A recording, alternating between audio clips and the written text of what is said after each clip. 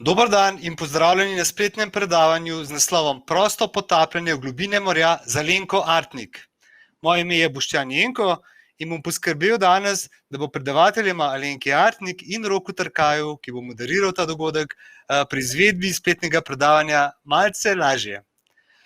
To predavanje je organizirano v okviru iniciative Zavarovalnice Generali Najboljše zavarovanje je tvoje ravnanje. In sicer je to že 15. tovrstni dogodek in doslej si jih je ogledalo že prek 110.000 slušateljev.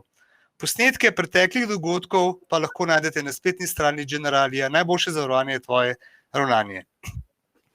Bi pa preveril, ali nas slušatelji slišijo. Kolikor nas slišite, lahko v desnem spodnjem kotu, kjer je chat, prosim napišite, da slišite. Slišite, super, odlično. Torej, prek tega chata lahko postavljate vprašanje Alenki in Roku in bomo se potrudili, da tudi dobite odgovore. Z veseljem pa torej pozdravljam Alenko Artnik in Roka Trkaja in Roku kar predajam besedo pri moderiranju. Odlično, najlepša hvala ti, Boštjan. Zdravo, Alenka, lep pozdrav v Grčijo. Čau, Slovenijo. To je to, evo, kaj dobro, da imamo tole moderno tehnologijo na trenutke. Lep pozdrav tudi vsem gostom, ki vas je že ogromno, se pravi, če imate kakršnakoli vprašanje, dragi gostje, kar napišite v chat in bomo potem upoštevali vaša vprašanja in bo Alenka potem tudi odgovorila. Torej, Alenkina kratka predstavitev je prava morska deklica, je najglobja zemljanka, sozemljanka na svetu, se je dospela 113 metrov globoko in to z enim vdihom. Potem je 9-kratna svetovna rekorderka, 4-kratna svetovna prvakinja, 3-kratna svetovna podprvakinja in 2-kratna evropska prvakinja in nosilka 36 državnih rekordov. Wow! Alenka, kako se počutiš, ko je na intervjuju takole in nekdo pove, kaj si vse dosegla? Občutiš to, wow, to je bilo pa res močno, ali občutiš, nič tazga, ker sem sfokusirana na svoj naslednji rezultat, na svoj naslednji potop? Ne, v bistvu sem bolj sfokusirana na to, o čem se bomo mi potem kasneje pogovarjala. Če si iskreno, jaz te tool, vse je ful dober, mi ful pomagajo pri moji karieri in tako naprej, ampak mislim, jaz vedno pravim, narediš, pa pljukaš, gre dalje, tako da, ampak ja, je pa fajn slišati, no. Super, in ko greš dalje, kje se zdaj trenutno nahajaš? Omenili smo že, da si v Grčiji, izgledaš krasno, se pravi, je sonce,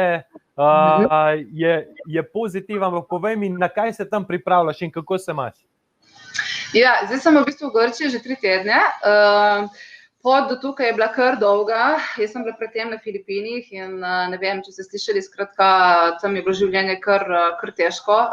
Ta karantena je bila, mi smo imeli 3 mesece in jaz dejansko sem mogla biti konstantno notri. Tako da res si lahko predstavljaš, že pa, ko sem prišla sem, čist drugi lifestyle, drugi svet in sem res nujno potrebovala to spremembo. Tako da v bistvu Grčija tako si lahko predstavljate samo po sebi, je super plac za živeti, morje, hrana, vibe je ful dober, tako da tle lahko tudi zdaj nemoteno treniram, kar za mene je v bistvu najbolj pomembno. Tako da v bistvu, ja, po mojem, verjetno želim malo to srečo, no. Pripravljaš pa se na kaj, Alenka? Ja, zdaj tako, upam sicer, da bo še vse po planu, ker so pač taki zelo negotovi časi, ampak načeloma bi mogla biti ena taka velika mednarodna tekma sredi septembra. Tako da zdaj jaz zelo napolno treniram, ravno v tej disciplini, v kateri sem naredila ta najgloblji potop. Tako da upam, da se bo ta tekma zgodila in da lahko potem morda grem še kakšen meter globlje. Odlično. Ne kliči 1-1-3, ampak 1-1-4 za Alenko Artnik. Ja.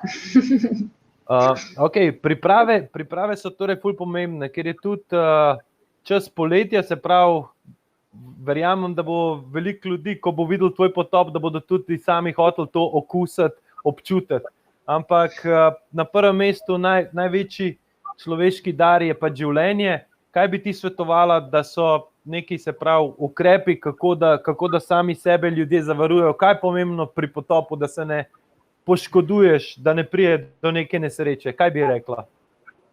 Jaz vedno rada poudarim eno stvar, in sicer, da v bistvu, če te zanima potapljanje, ne? Če v bistvu vidiš, da bi rad malo bolj se poskusil v tem potapljanju, oziroma če se že potapljaš nekaj metrov globoko, res ful srčno priporočam tečaj prostega potapljanja z inštruktorjem, tako da se naučiš, da te naučijo, kako se pravilno potapljaš, da te naučijo o opremi, da se naučijo, kako se sproščaš pri potopu, da ti povejo vse informacije, ki so zelo, zelo pomembne, predvsem iz vidika varnosti.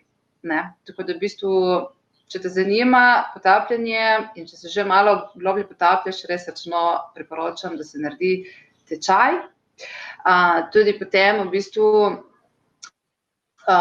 šele tako, ko te nekdo res varuje, se pravi v tem primeru inštruktor, šele v tem primeru se ti lahko res popolnoma predaš in sprostiš, ker to je tudi ključ do teh lepih potopov, da se lahko predaš in da se lahko sprostiš. In če si sam, oziroma če si z nekom, ki ne obvlada to zadevo, se ne boš nikoli mogel tako sprostiti. Tako da res priporočam tečaj. Drugače pa tako, bom rekla, za šnorklanje, da se ljudi obožuje morje. V takem primeru mogoče je fajn, recimo, ne vem, da ne greš v vodo čisto živčen, da se probaš malo sprostiti, preden greš, ker bo izkušnja veliko lepša. Se pravi, pri tem nam lahko pomaga dihanje, se pravi, da lepo mirno dihamo. Potem vsekakor tudi, če gremo šnorkljat, vedno priporočam, da greš z nekom zraven oziroma da te nekdo opazuje iz obale. Če greš malenkost ven iz obale, je zelo nujno, da imaš signalno bojo, zato ker včasih čolni pridejo preblizu obale in v takem primeru se lahko zgodi kakšna neumnost in se dogaja, tako da moraš biti viden. Tako da če greš malo bolj ven od obale, imej signalno bojo v vsakem primeru. Potem v nobenem primeru se ne smemo potapljati globoko, ko smo sami, brez predznanja. Tudi oprema v končni fazi je pomembna. Za eno tako lepo potapljanje je pomembno, da imamo dobro opremo, da imamo dobro masko. Dostikrat vem, tudi meni se dogaja to, da se mi maska rosi, recimo, ne, in potem ne moreš, tako bom rekla, na polno uživati. Tako da je fajn, recimo, tukaj meni pomaga, jaz, na primer, preden gremo v vodo, lepo spucam masko z šamponom ali pa s cetom za posodo, vsakeč, ko grem v vodo, ali pa recimo kolodont, to tudi pomaga, da se maska ne toliko rosi. Stvar v tem je, da čim si daš kremo proti soncu, takoj postane mastno in potem je potrebno vsakeč, ko greš v vodo, je potrebno malo spucati. Kaj pa, Alenka, se pravi, če ni ceta, a da pluneš noter, a to dela ali ne? Nisem hotela reči, ker sem hotela izpasti malo bolj elegantno, ampak v resnici to je to, kar jaz počnem. Pred vsakim potopom pač malo pljuneš noter in to v resnici najbolj pomaga, slina. Okay. Kaj pa recimo, koliko je tako, da je recimo, ne vem, nekako še varno potapljanje, sicer je to od vsega nekako odvisno, ampak če gremo šnorklat, kaj je to nekje 6-7 metrov, da je še v redu, ali to je že ta. Veš kaj, tukaj jaz, tako bom rekla, jaz mislim, da za šnorke, tudi jaz samo osebno, jaz šnorklam, ne grem globlje od 7 metrov in mislim, da v bistvu res za doživeti isto šnorkljanje, se pravi, da za barve, ker globlje, ko greš dol, postane vse skupaj bolj sivo, tako da v bistvu barve so na površini in niti nima smisla, da se potapljamo globlje. Tako da jaz mislim, tam res 4-5 max. Tudi moramo paziti na to, ker v bistvu se vremenski pogoji na morju se ful hitro spreminjajo. Poleg tega imamo morske tokove in je nujno moraš vedeti, v kaj se spuščaš, moraš poznati morje. Tako da so vse te zadeve, ki jih moraš naštudirati in jaz recimo bom povedala ta primer, ki se je zgodil lani na Filipinih, kjer pač treniram in živim. Tam je ogromno, ker je pač turistični otok in ogromno tega potapljanja, v bistvu tudi z jeklenkami in šnorkljanje in tako naprej. No, in kaj se je zgodilo? V bistvu gospod, verjetno je bil malo bolj fit, malo bolj, bom rekla, drzen, imel izredno slabo opremo, bil je sam, sicer oni so šli šnorklat. In menda se je potapljal na robu skupine, to se pravi, da noben ga ni takrat opazoval in je šel globlje, kakor bi smel. In potem, kaj se je zgodilo, imel je slabo opremo, šel je dovolj globoko, da je postal negativno ploven, to se pravi, da v bistvu potem, ko prihajaš gor, moraš ogromno energije porabiti in če imaš slabo opremo, je to izredno težko, plus, da je bil še morski tok. In en tak neumen potop in se gospod oče ni nikoli več vrnil nazaj.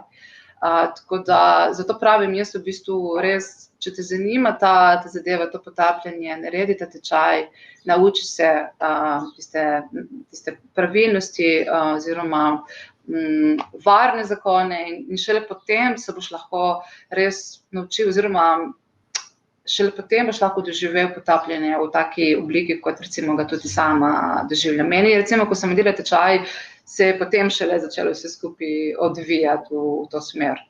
Kako pa recimo, Alenka, zikar se ti je že najbrž zgodil, da na kakšnem treningu ali pa tako, da si mogoče malo narobe prekalkulirala in si, ko si se vračala nazaj gor, da si spila malo vode. Se ti je to že zgodilo? Ne, to mislim, da se zgodi, to se verjetno zgodi bolj amaterjem. Zato, ker si neizkušen in ker vsekakor v vsakem primeru si šel pregloboko. In zdaj v tisti paniki, ker te prime panika, potem narediš eno tako neumnost, ker to jasno ni v redu, da odpreš usta. Pol kaj telo se kako odzove, koliko časa lahko ti še z vodo v pljučih, če bi tako recimo, kaj imaš še, 2-3 metre še imaš? Jo, dajmo izhajati iz dejstva, da se to ne zgodi. To se ne sme zgoditi. Tako da zato prosim, upoštevajte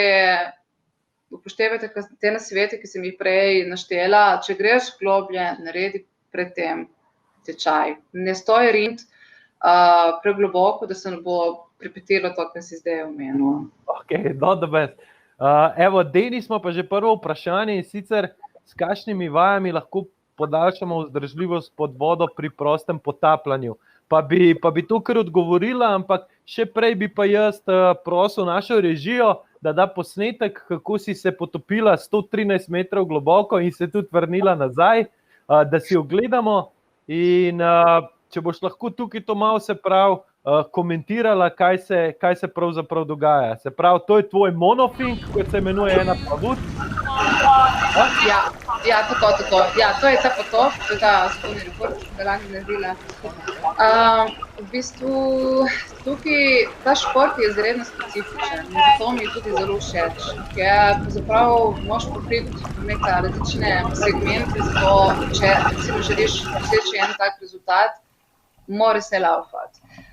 Zdaj, kako se jaz pripravljam za en tak potop? Jaz dejansko se pripravljam celo leto za en ta potop, katerega zdaj gledamo recimo. Ogromno enih ur treninga.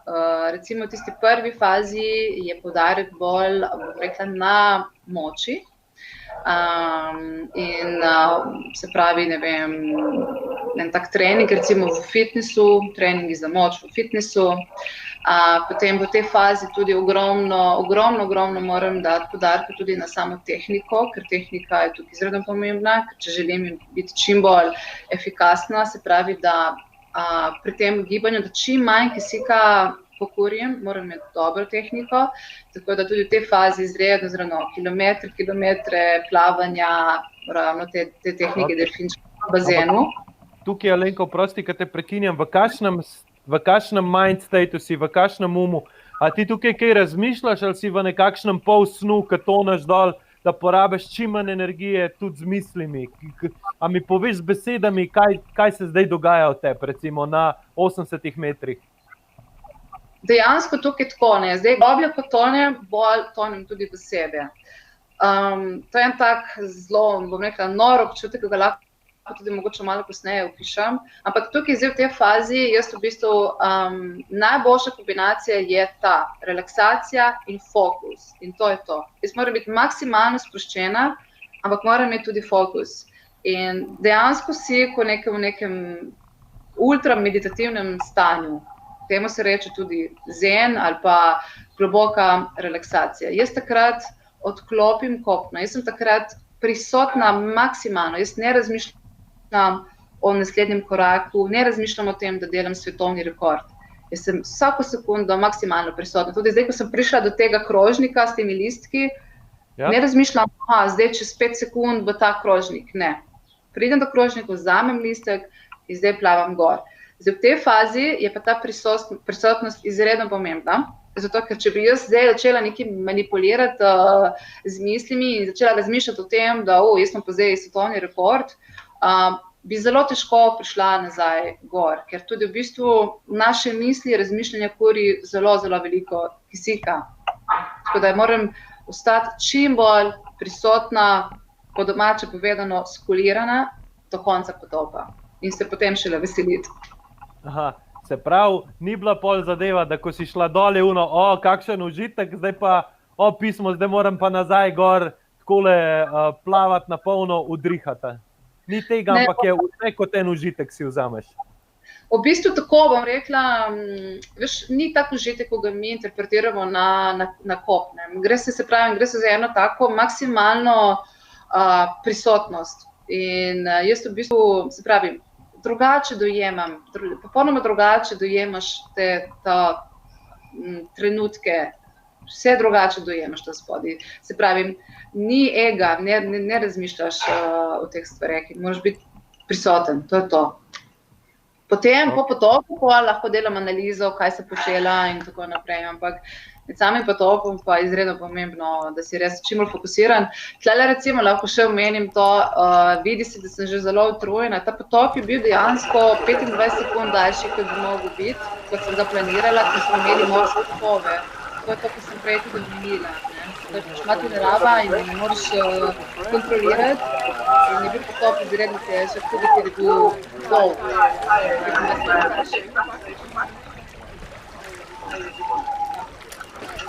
Zdaj malo čakam, par sekund, jaz ko pridem dol, moram ta protokol narediti, da je potop sploh veljaven. Potem ko sodnik, če ti pokaže do listek, je veljaven.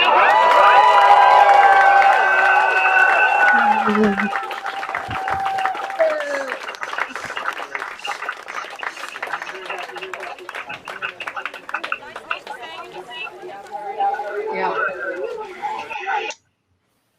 Hudo. Super, evo. Smo malo zaplavali s tabo v globino, se pravi, to, ko prideš nazaj na vrh, se pravi, pokazala si to, kar je ta potapljaški z mano, je v redu vse. Kaj pa, a ti potem dajo še kakšen test, ne vem, koliko je 5+4 ali kaj tazga? Ne, boh vardi, ne, ker to bi bilo pa zanimivo, ker takrat, veš tudi, v bistvu, ko prideš gor, jaz sicer z vami potop, jaz sem bom rekla, pridem izredno čista na površja. Ampak dostikrat pa pridejo recimo atleti gor na površino, so nekje na meji. In zato je tudi pomembno, da recimo ta protokol, da ga vadiš tudi na treningu, tako da dejansko potem na tekmi, če si nekje na meji, da pride spontano, avtomatično, da ga narediš. Če bi me sodili spraševati, koliko je 3+4, mogoče ne bi znala odgovoriti takoj, bi rabila par sekund, da bi zaštekala. Ampak, da je pač zadeva veljavna, kot sem prebral, moraš na koncu upraviti neke vrste check. Ja, to je ta protokol, to je to. Ti dejansko potem, ko prideš gor na površje, moraš imeti glavo nad gladino, ne smeš potopiti ustiti v vodo, čim narediš to, je rdeč karton in si diskvalificiran. Tako da moraš biti gor nad gladino in moraš v bistvu v 15 sekundah, moraš narediti ta protokol, se pravi, v tem primeru, ne vem, moraš dati vse gadžete, če imaš masko, ta nosklip, ščipalko, ko uporabljaš, moraš sneti iz obraza in potem pokazati sign, ok, in rečem ok. To je v bistvu vrstni red In če to, bom rekla, zamešaš, potem je že tudi rdeč karton. In na tak način tudi v bistvu potem sodniki vidijo, a si prišel res čist gor na površje. Tako da ja, je en tak protokol, ko se ga moraš držati. Okay. Mitja sprašuje, da kakšne so to razlike v metrih, kar se treningov tiče. Se pravi, ti recimo napovedala si 113 metrov, zdaj praviš, da bi rada šla še globje, ne vem, na 114, 115. Koliko treninga je potrebnega za recimo 1 meter? Ja, dodatnega? Zdaj, stvar je taka, freediving je zelo specifičen. Ne? Zdaj, tudi recimo za ponoviti ta potop 113 metrov mora biti jaz optimalno pripravljena. Morajo biti tudi vse konstelacije na mestu. Tako da dejansko tudi že sam za ponoviti ta potop mora biti vse idealno in moram biti izredno pripravljena za to.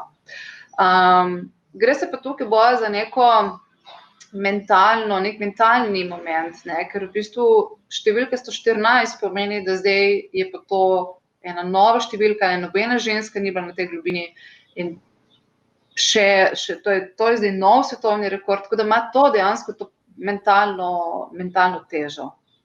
Ja. In je zelo pomembno, da tukaj, da sem čim bolj, bom rekla, da se ne navezujem preveč na te titule. In da dejansko jaz tudi sama sebi nekako probam, skozi imam nek, bom rekla, en tak interni monolog, ki mislim, da je zelo pomemben, sploh v našem športu, ker je ekstremni šport in je zelo pomembno, da imaš v bistvu razčiščeno sabo. Tako da jaz tudi si probam, recimo na treningih, če mi ne gre preveč dobro, se probam skulirati, probam ne pušati, probam pač preprosto pustiti čas v čas, ker včasih preprosto ne gre. In tukaj v tem športu mora biti, kot sem rekla prej, tudi včasih konstelacije morajo biti na svojem mestu, zato da se ti potem lepo lahko zgodijo ti potopi na tak varen način. Tako da, to je to. No. Okay, in to je ta, da so zdaj nazaj na kopnem, a ne, se mi zdi, da glede na to, da imaš ogromno teh belih kartonov, da vedno si napovedala in potem to stvar uresničila, ne, da si se malokrat zmotila, da imaš zelo, zelo dober stik sama s sabo. In da si na neki točki življenja pač ugotovila, da te zunanji faktori so zunanji faktori, da ti pa slediš tisto, kar je noter pač v tebi. Kako to razliko med recimo umom, razumom, tvojo bitjo, kako samo sebe začutiš, veš, kaj si ti, kaj so pa vplivi od zunaj, kaj je ego, kaj ni? Jaz moram reči, da tukaj po mojem, jaz sem to začela razvijati že kot majhna. Ali pa mogoče sem imela to opcijo, da mi tega niso zablokirali v nekem razvoju. Tako da to sem ful hvaležna mojim staršem. Ta stik s sabo in v bistvu, kaj je res prav, kaj je prav in kaj je dobro za mene in ta intuicija, ta stik sam s sabo, v bistvu to imamo vsi, zdaj je vprašanje, koliko dejansko poslušaš sebe. Tudi v tem času, v katerem živimo, je izredno težko, tudi v bistvu sistem je nekako tako narejen, da ti nekako ne dopušča pravzaprav veliko časa samim sabo in tudi ne promovira dovolj tega. In vse razumemo iz vidika nekega pač razuma, ega, tudi blišč in vse je izredno pomembno danes, tako da v bistvu potem namesto, da bi delovali iz sebe, delujemo navzven, ne? Zato se tudi pač reče, da nosimo različne maske v našem življenju, ne? In zdaj, jaz sem, ne vem, jaz že kot zelo mlada sem razmišljala o teh zadevah in sem opažala to v družbi in moram reči, da mi je bilo dostikrat tudi zelo težko, ker se nekako nisem se hotela s tem sprijazniti in sem vedno hotela obdržati sebe. Kar pomeni, da je dostikrat tudi težko, ker si sam v tem. Pa recimo, da se postaviš na en tak recimo spomin nazaj direkten, kdaj si to recimo prvič začutila, da bi lahko šla v eno smer, pa si raje rekla ne in si raje obdržala samo sebe? Da je tak, da imaš prav vizualen tak spomin. Ja, to recimo se mi je zgodilo, mislim, to je ena zadeva, ki se ti lahko, po mojem, dogaja celo življenje. Ne? Zdaj, če že govorimo o freedivingu, se mi je to pripetelo 2 leti nazaj, na eni taki zelo veliki tekmi. Tudi po tej tekmi se mi zdi, da se je začelo veliko o tem tudi v Sloveniji govoriti, o tem potopu in o potapljanju nasploh. To je bilo na Bahamih leta 2018. Jaz sem takrat kazala zelo močno formo, jaz sem bila res v vrhunski formi, relativno nova in relativno neizkušena. In smo imeli, v bistvu sem bila jaz, pa še ena Japonka Hanako in ta Italijanka Les, s katero so tudi izitale žurni rekordi liva. Ne? In smo nekako tak ambienc je ustvaril, da smo postali med 3 velike tekmice, se pravi, velika konkurenca je nastala med nami. Tekme trajale 10 dni, tako da smo imeli 6 potopov na razpolago in smo dejansko ta svetovni rekord smo vsak dan sam premikali za 1 meter. Ne? 1 meter globlje, 1 meter globlje, 1 meter globlje. Poleg tega, okoli tega se je tudi ustvarila ena cela drama, ogromno ljudi je spremljalo to tekmo, ker je bil tudi live stream, tako da so lahko ljudje spremljali. Mislim, da tudi kar nekaj medijev je pravzaprav predvajalo te tekme. In nekako se je cel center je bil pol dejansko usredotočen, usmerjen v to disciplino, te 3 ženske, da vidimo, katera je najgloblja. In jaz sem pol v bistvu, jaz sem naredila ta potop na 105 metrov, kar je dejansko bil tudi, je bil izenačitev svetovnega rekorda, ki ga že pred tem imela Alesja. In ta Japonka je ravno tako ta isti dan naredila 105. Tako da ta dan smo vse 3 imeli to globino. In sem jaz dejansko po tem potopu, potop je bil perfekten, jaz sem imela še rezerve brez dvoma, ampak jaz nekako sem začutila ta pritisk iz okolja, ne? In pričakovanja okolice. Okolice pričakovali od mene, da sem zdaj zapodila v ta boj za to titulo. In jaz v tem pač zelo hitro sem gotovila, da to je popolnoma nesmiselno, da ne vidim smisla v temu, da se ne potapljam za drugi ljudi, da to počnem prvotno zaradi sebe. In ko sem študirala in analizirala in razmišljala, kaj ne naredim, ker sem imela še 3 potope, sem se odločila, da preprosto ne bom šla v ta boj. In sem poslušala sebe, svojo intuicijo. Poleg tega tudi želela sem imeti več izkušenj na tej globini. Tako da sem v bistvu ostala zvesta, nobenemu ni bilo nič jasno, kako to, zakaj, kako to, da si se kar ustavila. Tako da, ker je pač, ja, jaz mislim, da je zelo težko, predvsem, ko začutiš to pričakovanje okolice, potem, če že ne zaradi sebe, se zaradi okolice nekako prilagodiš. In jaz preprosto sem rekla, ne, sorry, jaz bom ostala zvesta sebi, po prvi čas, ko bom šla globlje, zdaj to ni. Ok, super, pa si ostala stiku sami sabo, ampak najbrž je bilo težko, ko so pričakovanja, sponzorji, nekako hitro lahko greš v to igro nekih pričakovanj, strahov, kdo bo prvi tega sveta.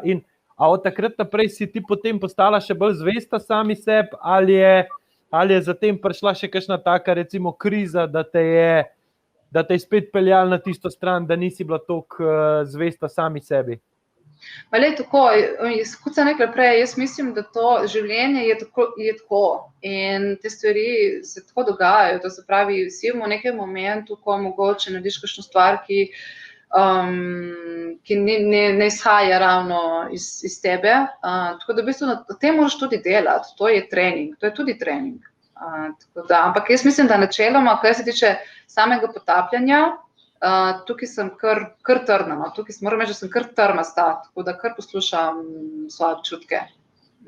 Ja, seveda, pravzaprav gre za zelo tanko nitko, ko lahko ena napaka, pa lahko, da se ne bi pogovarjali. To je moje življenje v končni fazi, ki je najbolj pomembno.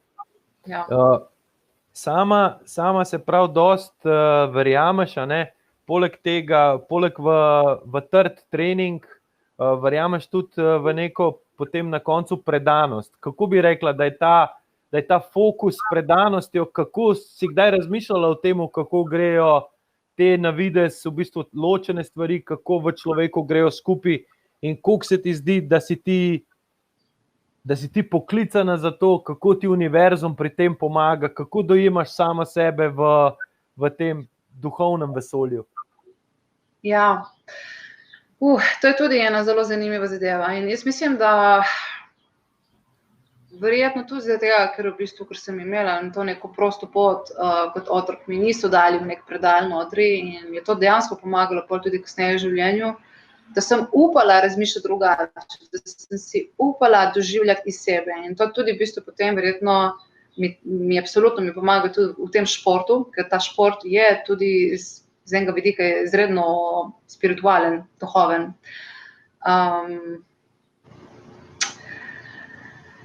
To je tudi ena zadeva, ki mislim, da je lifetime, definitivno ta del, ta notranji del, ker mi živimo v izredno racionalnem svetu in je kar težko pravzaprav včasih biti povezan s sabo. In je zelo zanimivo, ko si rekel prej, po eni strani moraš biti predan in moraš biti predan tudi fizično, se moraš predati tem globinam, ker če ne te stisne. Tako da moraš biti tukaj predan, fizično predan, po drugi strani in maksimalno sproščen seveda, po drugi strani pa moraš biti ta čisti fokus, ki pa ne sme biti, bom rekla, nadgrajen z nekim egom. In to je to, če ti to uspe, to je izredno težko, meni je to uspelo pri potapljanju. Nekateri doživljajo to v globoki meditaciji. To je ena zadeva, ki v bistvu, se sliši zelo duhovno, ampak verjetno je duhovno, ampak to je nekaj, kar imamo vsi mi. In jaz mislim, da če bi ljudje malo več dali, bom rekla, poudarka na to, ali pa če bi jih zanimalo, kaj je to, kaj je to ta stvar, ko govorijo. Sem sigurna, da imamo vsi potencial za to, da začutimo to globino.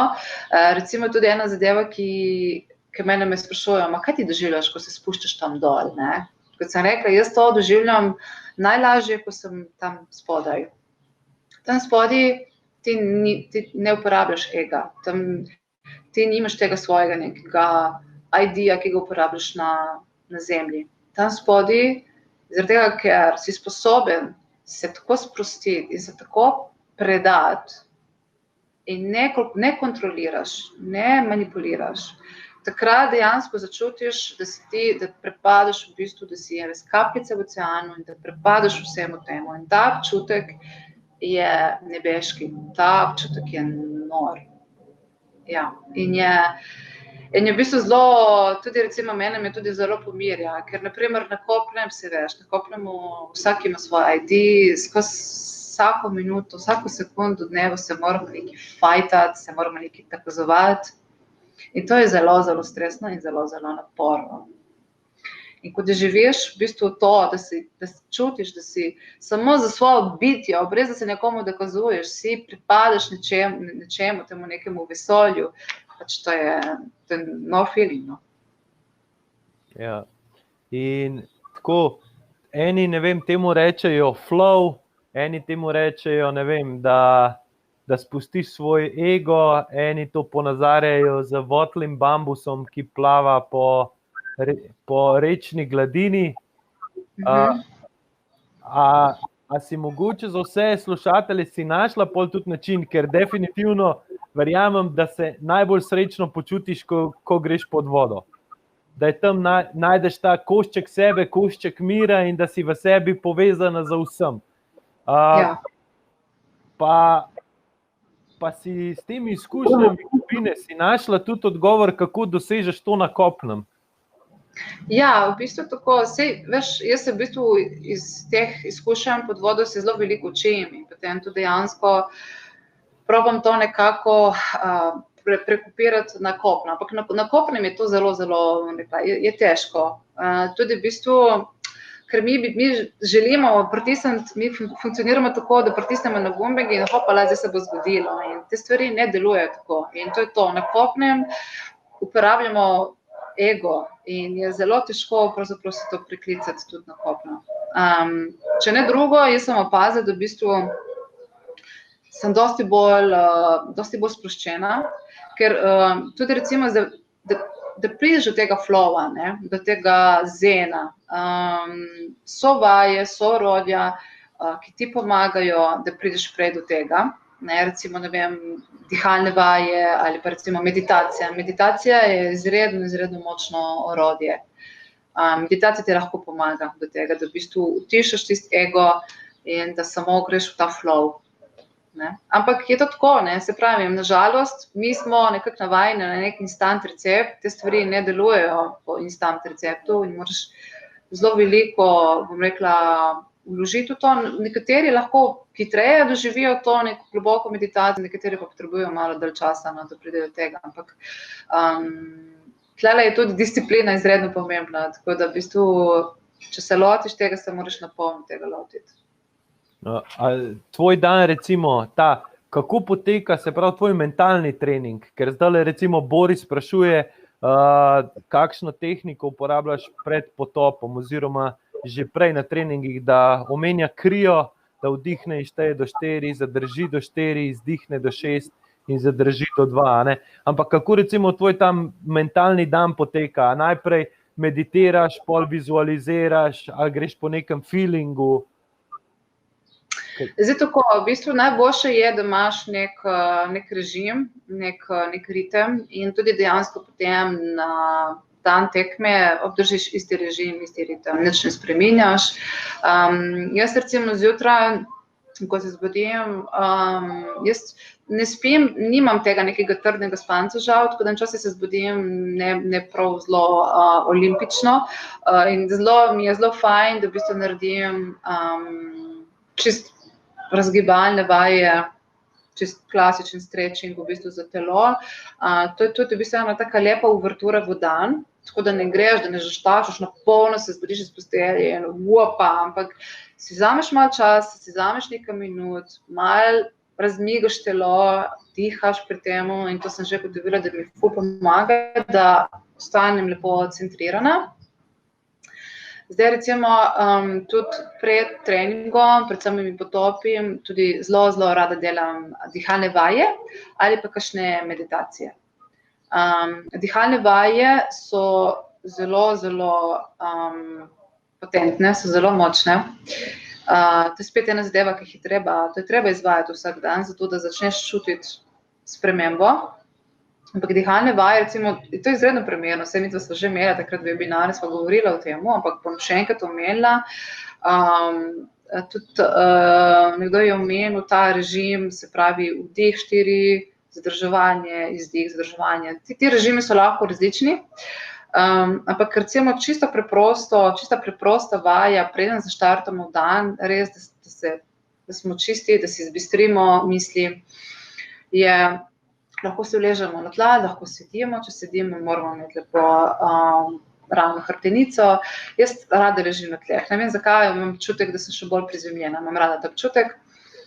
In dejansko lahko daš roko gor na trebušno preporo, na trebuh in pol dejansko samo dihaš, vdihneš čez nos, izdihneš čez usta in potem tudi, ko delaš ko imaš ta ritem, tudi dejansko poslušaš, ker mi recimo, ko jo izdihnemo čez usta, tudi proizvajamo tak zvok in probamo biti fokusirani na ta izdih. In dejansko, čim misli hočejo nekaj imeti stran, samo probamo nazaj v ta vdih. In to je takšno močno orodje, tudi recimo ne samo za sproščanje, ampak tudi za fokus. Se pravi, potem za dihi in vdihi, ko ti misli bežijo nekam stran, jih ti prikličeš nazaj ali samo pustiš, da grejo? Nekako ne probaš kontrolirati, poanta je temu, da probaš biti čim bolj sproščen in da greš v ta neki flow. In tudi recimo misli ti bo uhajale, sploh na začetku, ko nisi še toliko, še ni tako natreniran. Potem kasneje je veliko lažje držati ta fokus. Tudi tukaj recimo na začetku ne kontroliraš vdiha in izdiha, koliko dolgo traja. Potem malo kasneje, ko že imaš malo bolj občutek, ko vidiš, da je fokus že malo močnejši, potem recimo lahko paziš na to, da je izdih daljši. Ne? Ker tudi recimo s tem, ko mi izdihnemo dlje časa, to nam pomaga v bistvu tudi, da v bistvu živčni sistem sprostimo. In da nam v bistvu, to je to, kar nas v bistvu sprosti, izdih. In dostikrat v bistvu ljudje ne samo, da dihamo s pljuči, dihamo zelo plitko in izdih je izredno kratek. Izdih je tisti, ki je izredno pomemben in izdih je tisti, ki nas sprosti.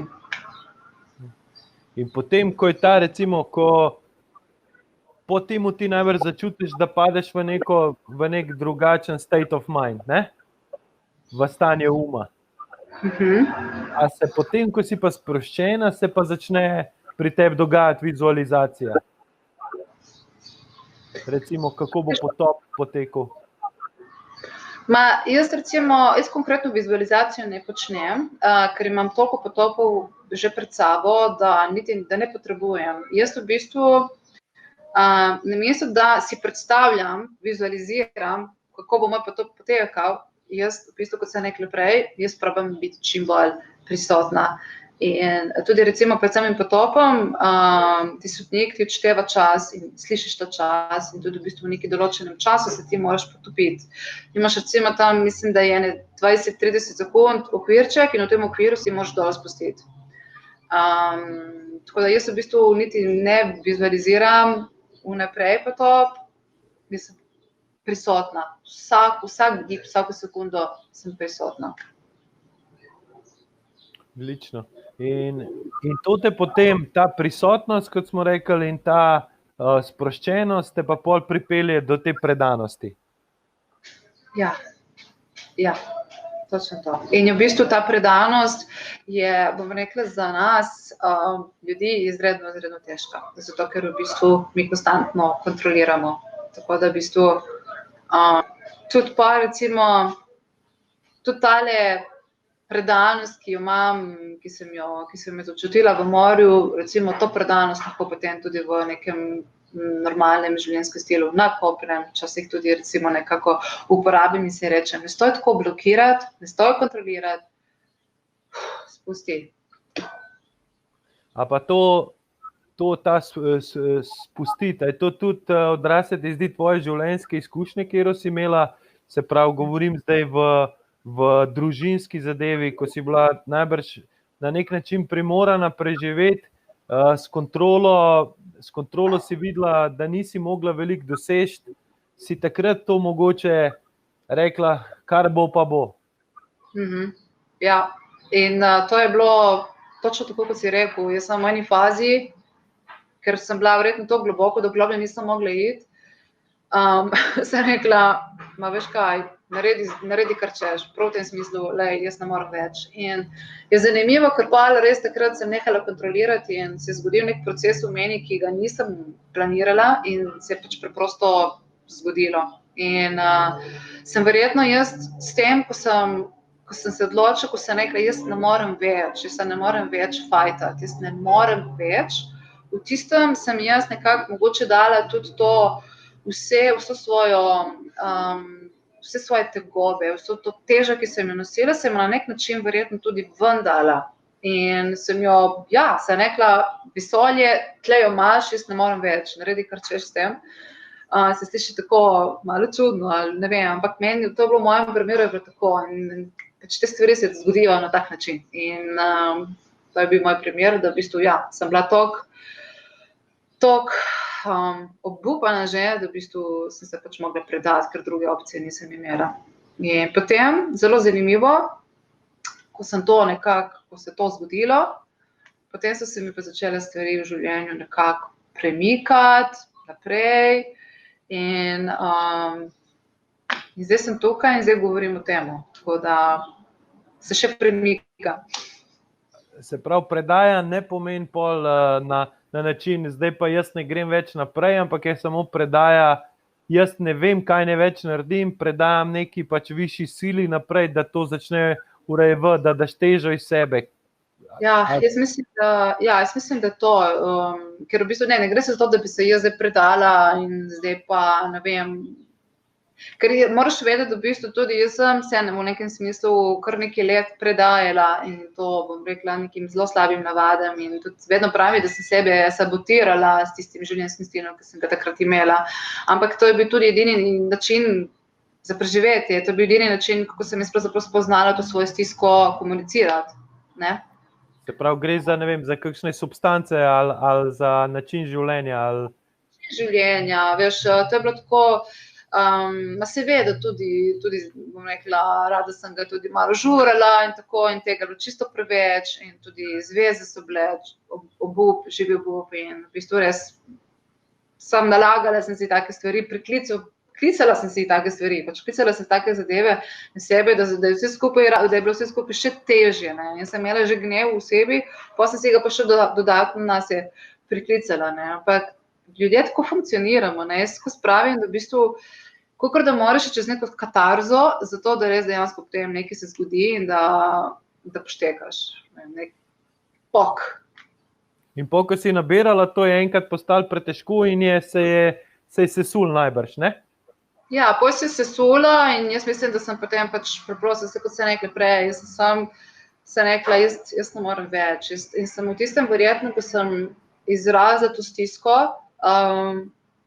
to sem pravzaprav, jaz nisem to nobenemu govorila, ni bil noben pred mano, jaz nisem imela nekega terapeuta, da bi mu to govorila ali pa, ne vem, neka bližnja oseba. Jaz sem to konstantno, to je bilo med mano in med svetom nekako, ne, med univerzumom. In jaz sem tudi sem stala na tistem mostu in tudi na tem mostu sem imela ta dialog, ko sem rekla, da jaz ne morem več.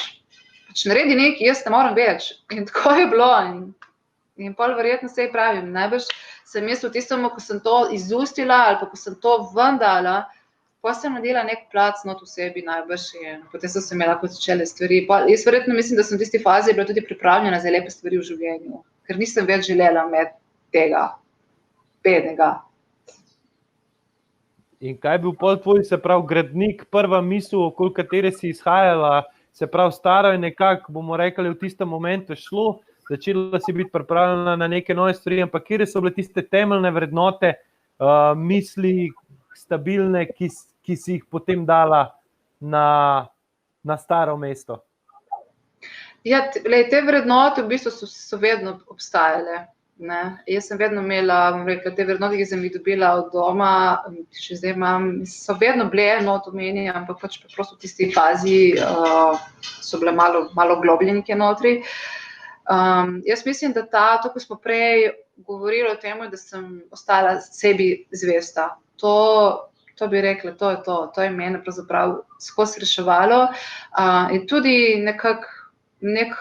neko upanje, da bo boljše. To je mene tudi takrat v bistvu nekako vleklo naprej.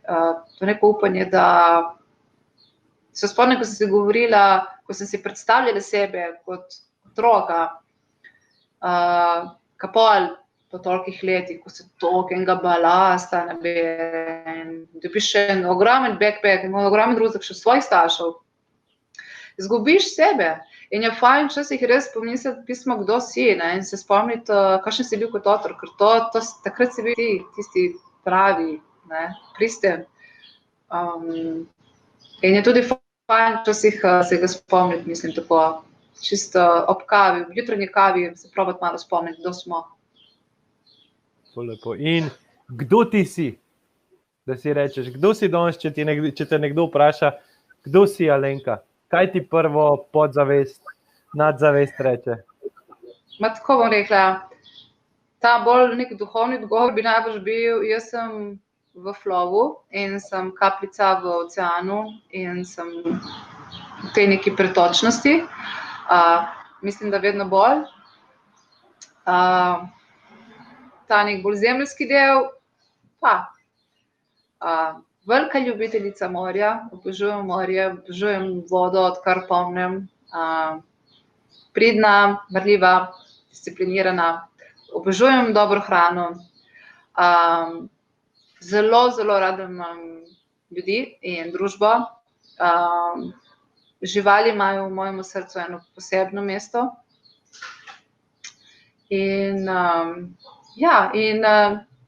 sem nekako, bom rekla, če to dvoje skupaj skombiniram, rekla, probam biti čim bolj cool, probam biti čim bolj pridna in v bistvu pridno v smislu delovna. In bomo videli, kaj mi bo jutri prinesel. Tako da, ja, v flowu, definitivno v flowu. Mojca sprašuje, da je pol torej najbolj pomembno, da smo tukaj in zdaj, da je to ta flow. Čuječnost je taka lepa slovenska beseda, ne, za to. Ja, čuječnost, je kar veliko jo slišim. Ja, ker jaz mislim, da v bistvu ta čuječnost, ta prisotnost v bistvu ti pomaga, da pravzaprav ti sploh veš da veš, kaj so tvoje pravi misli. Ne? To je ta, recimo, nekateri temu rečejo intuicija. Dostikrat mi ravnamo s tem nekim idejem. Ne? Mi imamo ogromno enih fasad, ogromno enih mask v tem našem življenju. In se odločamo za stvari, za katere se mogoče ne bi odločili, če ne bi imeli toliko teh nekih mask in če bi bili malo bolj prisotni, če bi se bolj zavedali in si priznali v bistvu tudi v končni fazi, kdo smo. Tudi to je ena zadeva, ki mislim, da nas je izredno strah si priznati z vsemi lepotami in z vsemi, bom rekla, malo manj lepšimi zadevami si priznati, kdo smo. In to je po mojem mogoče celo ključna zadeva. Ok. Se pravi, da ljudje tudi najbrž, kdo so pa kaj živijo, je včasih velika razlika, ne? Absolutno. In jaz mislim, da če tako pogledaš, vse preveč ljudi pravzaprav živi na ta drugi način, se pravi s tem nekim, kaj pa vem, zgradijo si nek imidž in potem živijo s to podobo naprej, ne? Ampak mogoče ta podoba ni glih usklajena s tem, kdo oni pravzaprav so. In jaz mislim, da družba, v kateri živimo, pravzaprav promovira ravno to. In je zelo dobro, da se tega zavedamo. In je zelo dobro tudi, da se zavedamo, da imaš v bistvu, da ima vsak človek to, da ima v bistvu, jaz vedno pravim, vsak ima odgovornost za svoje življenje. Ti si sam odgovoren za svoje življenje. In vse delujemo, vse ne moreš biti, vse smo družabni, človek je družabno bitje, ne? Ampak to ne pomeni, da v bistvu absolutno in popolnoma ignoriraš svoj del. Okay. Zdaj pa se pravi, od Tadeja imamo eno čist v drug spektr, bomo skočila eno tehnično vprašanje, kje je možen nakup nosne ščipalke? Nosna ščipalka oziroma Noseclip. Tako da se razumemo, ker če boste gledali po websajtu, po internetu, boste našli Noseclip. Pri nas v Sloveniji mogoče, da lahko dobite Mariusov Noseclip v Aquamaniji, to je trgovina v BTC-ju, ki je drugače potapljaška trgovina. Sicer pa jaz mislim, da v Sloveniji takih nekih specializiranih trgovin pravzaprav za prosto potapljanje ni. Sicer pa website, pač na internetu se to naroči, brez problema. Samo Noseclip je angleška beseda in se bo lažje našlo. Ok. Še to mi povej, ti se potapljaš brez maske, je to metafora za življenje? Tole si me pa zdaj, to je ful dobro, nisem pa pomislila to. Pa vidiš, točno to, bravo, to je to. Zdaj si mi dal odgovor in zdaj bom dala ta odgovor vsem, ki me vprašajo, zakaj ne uporabljam maske. Zato ne uporabljam maske. To je to. Začutil sem eno tako krasno energijo zdaj iz tebe. Mitja še sprašuje, ali imate nezgodno zavarovanje pri Generaliju? Pa seveda. Vedno. Še v prejšnji hiši, ko se temu reče. Jaz sem, ker sem iz Kopra in je to nekako normalno, da je to tako poteka. Se pa mogla pomisliti, nisem pričakovala tega vprašanja. Ja, dobro vprašanje. Ful dobro. Zdaj pa še, vidim tukaj morda, to se mi zdi tudi zelo zanimivo, to ciklično dihanje 4-7-8, dihalna vaja, če bolj primerna zvečer, se pravi pred spanjem ali tudi zjutraj. Ja, jaz bi rekla, ta vaja v bistvu je primerna vsaki uri dneva, pri vsaki, bom rekla, pred vsako neko stresno situacijo.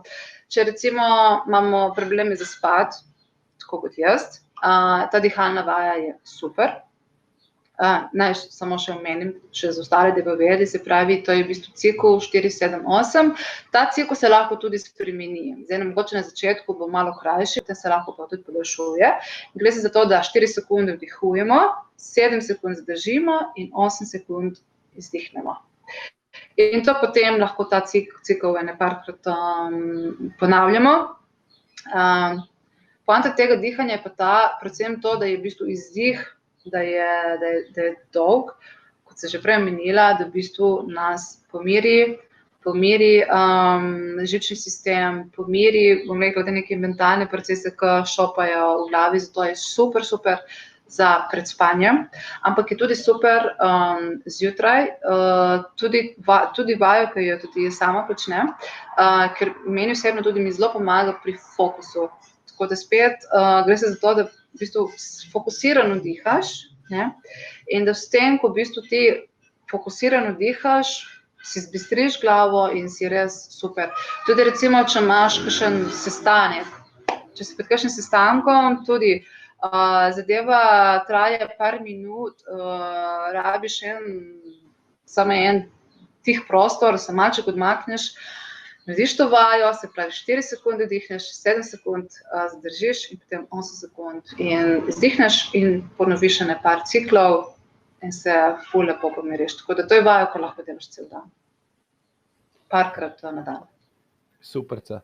Evo, Tadej pravi še čestitke, Mojca se je tudi zahvalila, potem sem videl še eno, tako da počasi zaključujemo, mogoče, če ima kdo še zadnje vprašanje, da ga srbijo prsti. Evo, Matija piše, lahko še to naredite.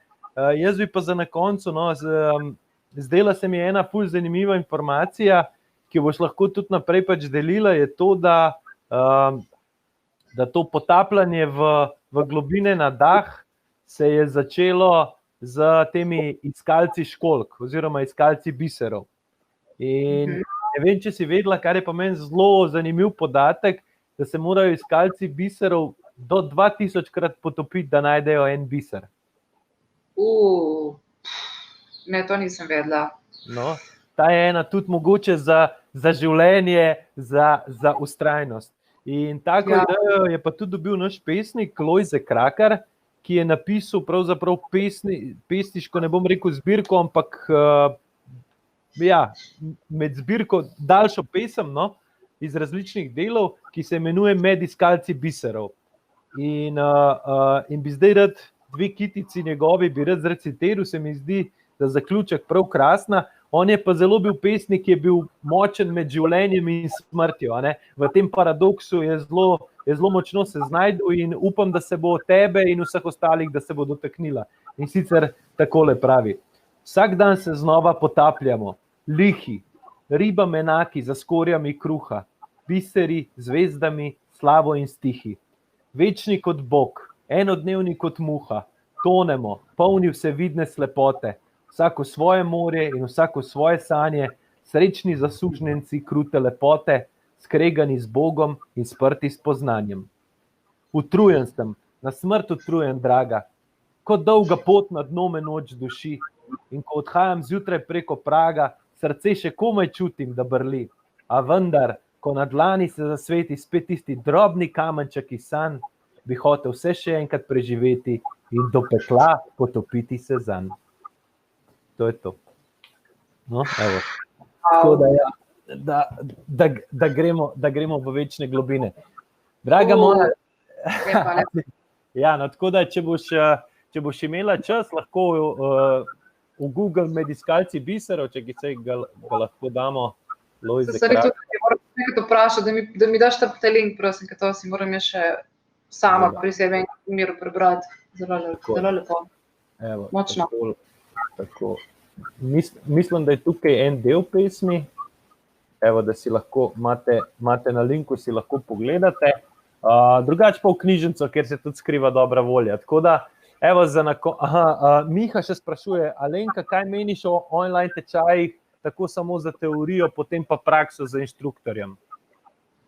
Pa po mojem, glede na to, da vidimo, da ti webinari, da to ful dobro laufa, verjetno teorija imaš lahko, bi rekla, preko interneta na tak način.